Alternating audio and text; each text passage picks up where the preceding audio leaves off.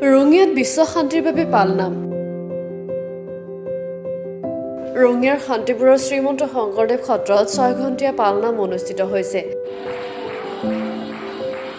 দেওবাৰে ৰাতিপুৱা পতাকা উত্তোলনেৰে আৰম্ভ হৈছে কেইবাটাও কাৰ্যসূচী। বৰপেটা সত্ৰৰ সাহা সত্ৰত এক আলোচনা চক্ৰ অনুষ্ঠিত কৰি গুৰুজনৰ বৰ্ণিল ব্যক্তিত্ব আৰু সৃষ্টিৰাজিৰ ওপৰত আলোকপাত কৰা হয়।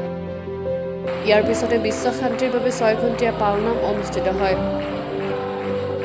লগতে শতাধিক ভক্তই এই পালনাম অনুষ্ঠানৰ পিছত সুখ শান্তি আৰু সমৃদ্ধিৰ বাবে প্ৰভু শ্ৰীকৃষ্ণৰ ওচৰত প্ৰাৰ্থনা জনায়। লগতে মনোবাঞ্ছা পূৰণৰ বাবে দূৰ দূৰণিৰ পৰা অহা ভক্তই ভোগ দিয়ে। একেলগে কেইবা শতাধিক ভক্তই ভোগ গ্ৰহণ কৰা দৃশ্যই আকৰ্ষণীয় হৈ পৰে। লোকবিশ্বাস অনুসৰি এই সত্ৰত ভোগ দিলে ভক্তৰ মনোকামনা পূৰ্ণ হয়। এই পালনাম অনুষ্ঠানৰ জৰিয়তে সমাজলৈ কিছুমান সজাগতামূলক বাৰ্তা দিয়াৰ প্ৰয়াস কৰা হৈছে। এই পালনাম অনুষ্ঠানত অঞ্চলটোত এক আনন্দমুখৰ পৰিৱেশে বিৰাজ কৰে। জয় গুৰু শংকৰ সৰ্বগুণাকাৰ জাকিৰি নাহিকে উঠম তুহাৰী চৰণক ৰেণু শতকোটি বাৰ এক গুৰু প্ৰণাম প্ৰতি বৰ্ষৰ দৰে ৰঙিয়া শ্ৰীমন্ত শংকৰদেৱ সত্ৰত আজি বাৰ্ষিক পালনামভাগী আয়োজন কৰা হৈছে।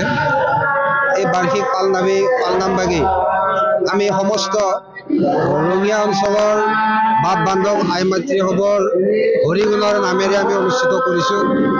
ইতিমধ্যে এই বাৰ্ষিক পালনামৰ কাৰণে আমি নিমন্ত্ৰণ কৰিছিলোঁ সুন্দৰীখাল সত্ৰৰ বাপ ধীৰেন মহন্ত বাপজনাক আৰু তেখেতৰ সমস্ত বাপসকলক আমি নিমন্ত্ৰণ জনাইছোঁ। লগতে ৰঙিয়া অঞ্চলৰ বিভিন্ন সত্ৰৰ বাপসকলকো আমি আজি ইয়াত নিমন্ত্ৰণ কৰিছোঁ। সেয়ে সমস্ত বাপ আইসমূহ সমস্তে আজি আমাৰ এই বাৰ্ষিক পালনামভাগীত সহায় সহযোগিতা আগবঢ়াইছে। ইতিমধ্যে আইসকলৰ প্ৰসংগ আমাৰ সমাপ্ত হৈছে। এতিয়া আমাৰ বাপসকলৰ নৃত্য প্ৰসংগ চলি আছে আৰু ইয়াৰ পিছতে আমাৰ এই যি মহা আয়োজন বাৰ্ষিক পালনাম অনুষ্ঠিত হ'ব আৰু বাৰ্ষিক পালনামৰ পিছতে আমাৰ মহাভোগৰ আজি আয়োজন আছে আৰু এই মহাভোগৰ আয়োজনৰ সমাপ্তিৰ লগে লগে বাৰ্ষিক পালনামভাগী আমি সমাপ্ত কৰিব। এইখিনিতে আমি উল্লেখ কৰিছোঁ যে বাৰ্ষিক পালনামভাগী আমি প্ৰতি বৰ্ষত এটা আমাৰ উদ্দেশ্য থাকে যে সমস্ত ৰাইজৰ কল্যাণ হওক, মংগল হওক আৰু সুখ শান্তি সমৃদ্ধি সকলোৰে মাজত অটুট থাকক, এই উদ্দেশ্য আগত ৰাখি আমি বাৰ্ষিক পালনামভাগী আয়োজন কৰি আহিছোঁ। পালনাম এটি উল্লেখনীয় অনুষ্ঠান।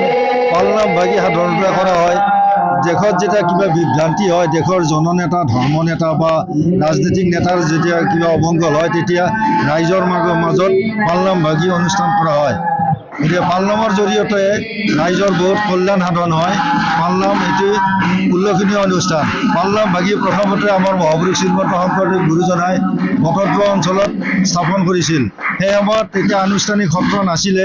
তেতিয়া মানে ৰাস্তা ঘাটে বা নদীৰ পাৰত জংঘলৰ চাফা কৰি তাত নাম প্ৰসংগ হৈছিলে আৰু পালনামৰ প্ৰচলনৰ জৰিয়তে সেই আমাৰ জনসাধাৰণৰ মাজত পানীৰ যথেষ্ট পৰিমাণে অভাৱ হৈছিলে।